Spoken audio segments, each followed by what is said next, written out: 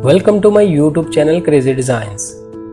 आज के इस फोटोशॉप ट्यूटोरियल में हम सीखेंगे हम किस तरह से अपने किसी इमेज के कलर थीम को किसी दूसरी इमेज पे अप्लाई कर सकते हैं। तो चलिए शुरू करते हैं। मेरे पास ये देखिए दो इमेजेस ओपन है। एक मेरे पास ये वाला इमेज है और एक ये मेरे पास ओल्ड वाला इमेज है। इस वाले इमेज के जो कलर थीम है मुझे इस वाले इमेज पे अप्लाई करनी है। तो फर्स्ट स्टेप में मैं मूव टूल सेलेक्ट रखते हुए इसको यूँ ड्रैग करूँगा। इस इमेज को यहाँ ले आएंगे, कंट्रोल टी प्रेस करता हूँ। इसको थोड़ा सा मैं रिसाइज यानी छोटा करूँगा और यहाँ एडजस्ट कर लेंगे। इसके बाद यहाँ से ओके कर दीजिएगा। थोड़ा सा जूम इन कर लेते हैं।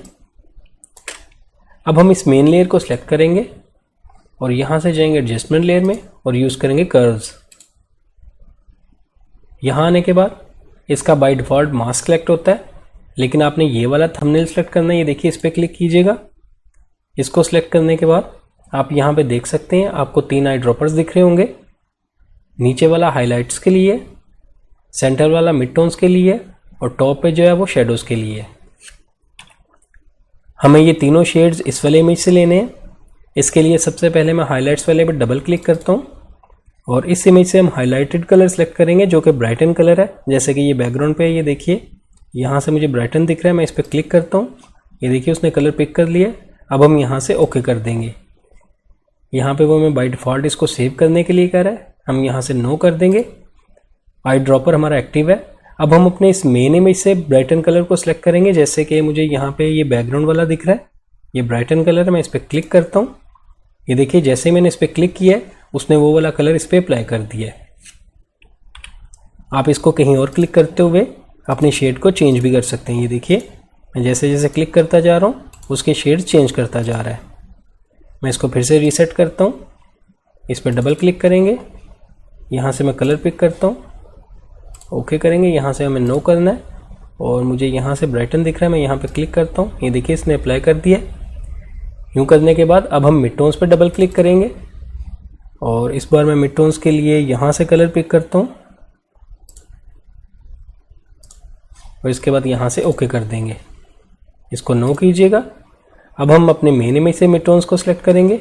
मुझे लगता है यहाँ से मुझे करना चाहिए। आप अपनी मर्ज़ी के मुताबिक जहाँ से आपको ठीक लगे आप कलर्स चूज़ कर सकते हैं। ये देखिए अगर मैं बैकग्राउंड पर क्लिक करता हूँ, आप जहाँ से भी करना चाहते हैं आप कर सकते हैं। इस तरह से मिड टोन्स अप्लाई करने के बाद अब मैं यहाँ टॉप वाला जो शेडोज़ इस पर डबल क्लिक करूँगा और इस बार मैं यहाँ से ये वाला कलर पिक करता हूँ और यहाँ से ओके कर देंगे। यहाँ से नो करेंगे। इस बार हम अपने मेन इमेज से शेडो सेलेक्ट करेंगे। जैसे कि मुझे लगता है यहाँ से मैं शेडो सेलेक्ट कर लेता हूँ। इस तरह आप ड्रैग करते हो, आप कहीं से भी कर सकते हैं जहाँ से आपको बेहतर लगे। ये अप्लाई करने के बाद अब हम यहाँ से इसको बंद कर देंगे। जूम आउट करते हैं इसको थोड़ा। इन कलर्स को थोड़ा और बेहतर करने के लिए हम फिर से यहाँ से जाएंगे एडजस्टमेंट लेयर में और एक दफ़ा फिर यूज़ करेंगे कर्व्स। यहाँ आने के बाद आप इस ग्राफ की मदद से ये देखिए इसको थोड़ा सा बेहतर कर सकते हैं अपनी मर्ज़ी के मुताबिक और यहाँ से इसको बंद कर दीजिए। मैं फिर से जा रहा हूँ एडजस्टमेंट लेयर में और इस बार मैं यूज़ करूँगा ह्यू सैचुरेशन। यहाँ मैं इसकी सैचुरेशन को थोड़ा सा कम करूँगा। आप यहाँ से लाइटन भी कम या ज़्यादा कर सकते हैं अपने इमेज के मुताबिक, जहाँ भी आपको सूट करे। और इसके बाद आप यहाँ से इसको भी बंद कर दीजिए।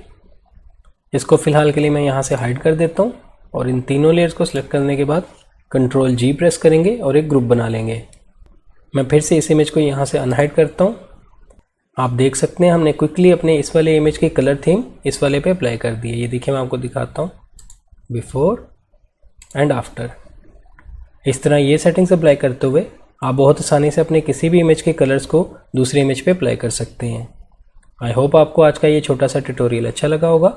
वीडियो पसंद आई तो लाइक कीजिए, मेरे चैनल को सब्सक्राइब कीजिएगा। मिलते हैं नेक्स्ट वीडियो में एक न्यू ट्यूटोरियल के साथ। Thank you.